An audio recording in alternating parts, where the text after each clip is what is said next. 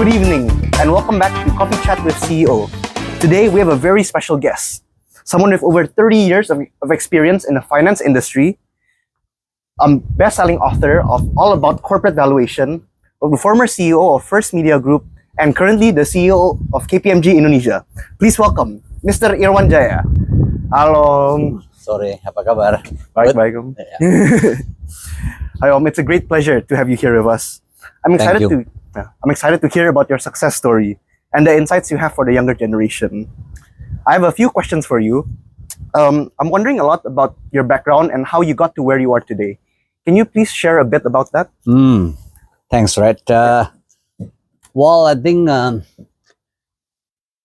my career is half of my time I spend in the corporate world, and remaining half of my career in the consulting and auditing firm. So it's kind of mix of consulting, then have a real experience on the industry. So on one hand, I'm a bit more on the strategy level when it comes to the dealing with the consulting and clients. On the other hand, when we deal with the operational, I'm also quite hands-on in terms of operations. So kind of a mix of those two. I see. So in terms of career, back in 1990s, I don't know whether you're born yet at that time. So back in 1990s, when I graduated, at that time for the accountant student, they always look at, the best is to go to the big six at that time, the big consulting firm. So I ended up in a firm called Arthur Andersen, which was then one of the top big six firm in the accounting world for about 3 years. And then after a while, I started as an auditor. Then I moved to the consulting. Then I thought that, good to enhance my skill. I went to study. When I was in Melbourne, after graduate, I got a job with KPMG. That was back in 1997. At that time, you're still not yet born. Huh? Still not yet. Okay. So then I got a job in Melbourne. I was posted back to Indonesia after a few months in Melbourne. That was how the things go move. And then from there, 5 or 6 years I was in KPMG. I moved to the client, which offered me a job in financial institutions. I run their multi-finance business as part of bank, and then I joined as a TMT, technology, media, and telecommunication company as the CFO. Then I become a CFO of a CEO of the First Media. That was the background. So to cut the story short, then I was, after a while, about 8 years in there. At one time, I thought that I need a consultant. I hired KPMG. Then reconnected back with old friends at KPMG, where they say, okay, you want to come back to KPMG. That's how things are moving on back to that. So quite an interesting journey. That's really interesting. Yeah. So far, what was the biggest challenge you experienced in your career, and how did you overcome this? Challenges, yeah. Yeah, a challenge.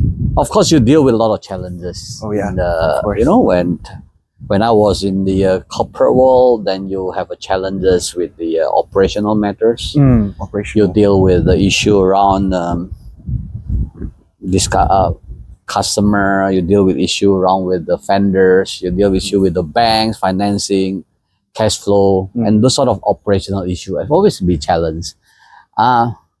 When you're in consulting, of course, you go project to project basis, then the challenge will be different. The challenge is the uncertainty, sometimes the economy up and down. One stage you get a big clients, then the other one you get quite slow. So how manage the challenges? To me, the challenges normally come when you have a complex issue. When things are complicated and you deal with a situation where it's really hard to find the solutions. That's where the challenges that come into the pictures.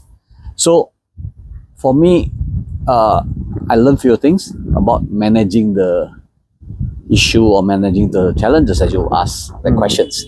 Number one is, which I learned from my previous boss, is about compartmentalize the issue. Compartmentalize. Yeah, when issues are so many that you tend to get lost on which one to do first and which one to be handled. So try to compartmentalize the issue. You deal with the issue one by one. One by one. So that's how I overcome the issue. Then at least the benang kusut, you try to make it deal with it one by one. That would be one way of, managing the challenges. The second thing that I normally do is, when it comes to challenges, is you put the right people to solve the issues. After a while, when you become a leader, you know who can help you to solve an issue. So when the issue is around technical, you put the right person there. When the issue is about financial, you put the right person. I see. So managing and navigating those, putting the right resource to handle the issue is one of the way to solve the problem. Oh, yeah. I think, that makes a lot of sense.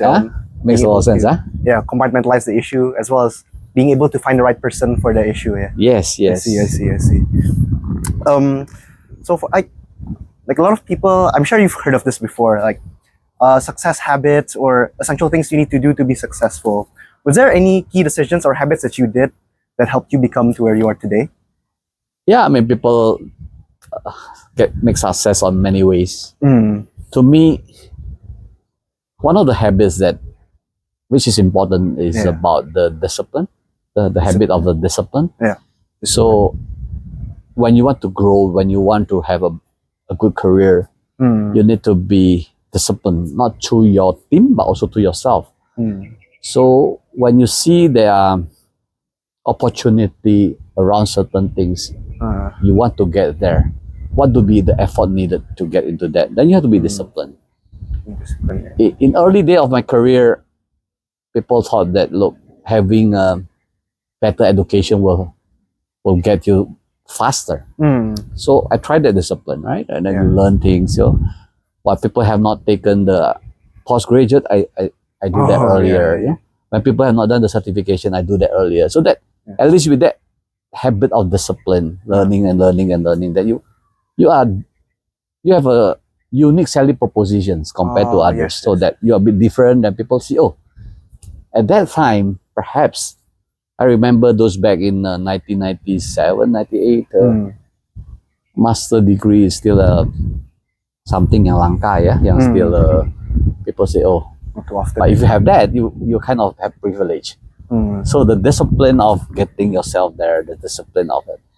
The second part is about the hardworking. Is obviously everyone say hardworking is one part, but also hardworking but do smart things, right? Doesn't just do hardworking, but do it wrongly. Be smart, be able to identify opportunity, be able to pick up the right thing, and then you're really working very hard on that. I see. So that's perhaps one way to bring your success faster. Yeah, I agree for sure. So like today worlds, perhaps the requirement is no longer the same. Those days, people with many degrees seems to be some preference. But today, perhaps the requirement is different. Someone who understands the technology, AI, someone who understands have a smart thinking, understand what been changes in the world. Those are a different skill set needed. Different skill set. Where compared to today, so that's where you can push yourself to be there earlier than anybody else. That make you different.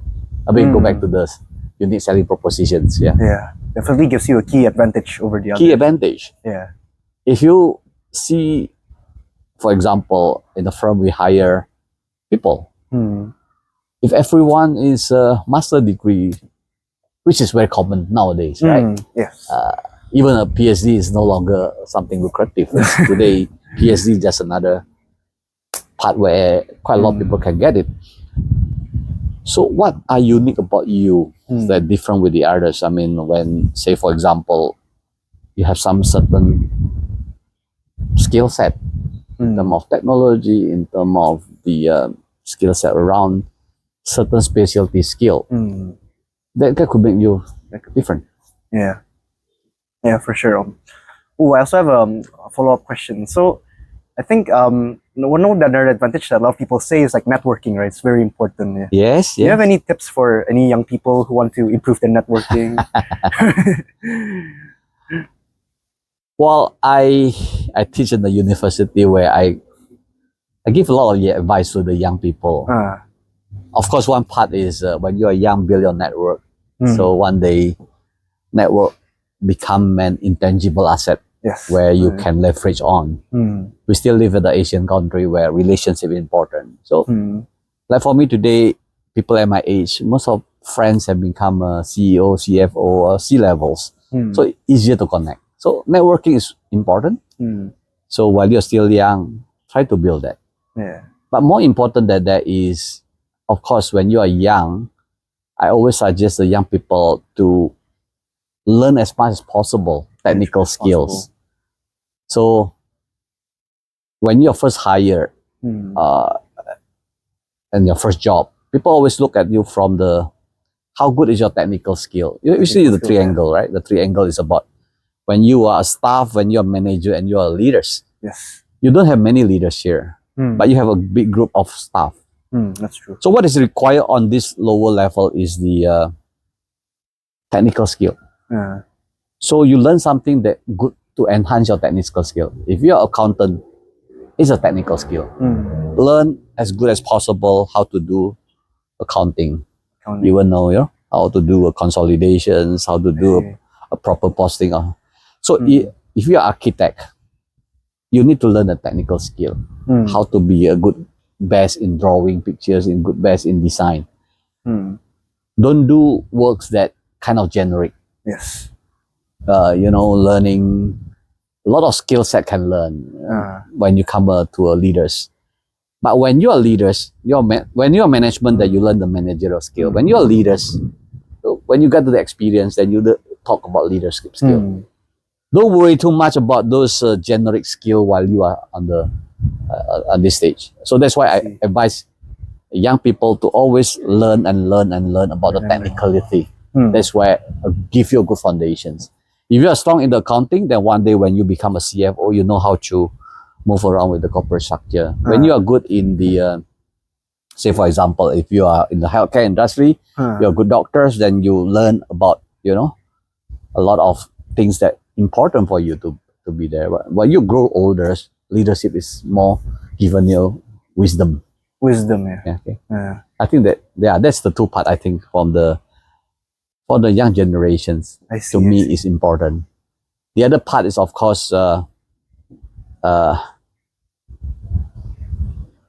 be consistent. Okay. I see a lot of youngster, they don't have the patience. They move from one place to another place. They end up. It looks like in the short term they can go the career faster, but in the long run, you are neither here neither there. So take the journey slowly, but yet strategically. Oh, yeah, be patient. Yeah. Yeah. That makes sense. Jangan mau belajar sini a bit, then jumping to there and then jump to there, and you end up neither here and there. Yeah. Might be better to stick with one first. Yes. I see. So now this is the last question. So what's one thing you wish you knew earlier back in your career when you were just starting out? What I wish I knew earlier, yeah? Yes. Well, I wish I know things earlier. Like for example, before I joined one organization, I wish I know a bit more better about that company, about their cultures, about things, how they operate. I know better about how the shareholders, that could be one part. Yes. But also I wish that at that time there was someone like a mentor for me who can help me direct my career. So unfortunately, those early days, we were blindly shooting places, and then where we end up there. But I wish someone who able to guide me at that time, direct me on things to do, help me, coaching me on the directions to do in terms of, building. I see. But at that time, it makes my journey take longer because no one guided me at that time. Yeah. I see. That's what I wish for. but no complaint today. Oh yeah, for sure. Yeah. Thank you so much, Those are actually all the questions. Yeah, it was a great pleasure to be able to Thanks, talk with yeah. you Success, today. yeah. Thank you. I'm sure Okay. everyone here also learned a lot from what you're saying, from you. And thanks everyone for watching Coffee Chat with CEO. Now let's have some coffee. Cheers. Cheers,